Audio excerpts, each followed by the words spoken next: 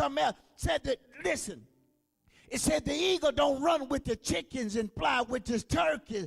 The eagles fly solo. So some folks that you had with you in 2020, maybe they can't run with you in 2021. Hello, somebody.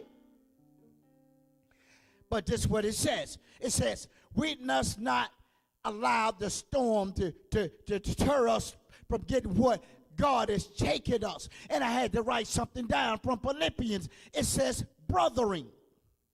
He said, I count not myself to have apprehended this thing yet. Paul said, I hadn't got to the point where I need to be at yet. But look what he says.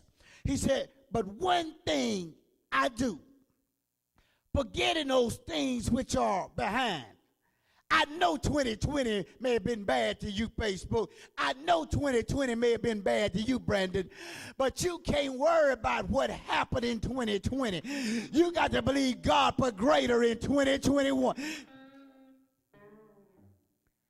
He says, forgetting those things which are behind and reaching forth into those things which are before. He said, I press toward the mark for the prize of the high calling of God in Christ Jesus. So when things get difficult in your life, you got to keep pressing on. You got to have a made up mind, because I told him one thing. I said, when the eagle builds the nest, I want you to get this. It said he builds the nest so to be uncomfortable. In other words, he don't want the little bitty eagles to stay in the nest that long, because they'll get homesteaded right there. Sometimes God has to work some things out in your life to get you to move. In 2020, we got a little uncomfortable. Your praise ought to be different since you uncomfortable. Your walk ought to be different since you uncomfortable. Listen, your worship ought to be different since you uncomfortable. See, God had to push us out the church to get the church to come up out of us. Hello, somebody.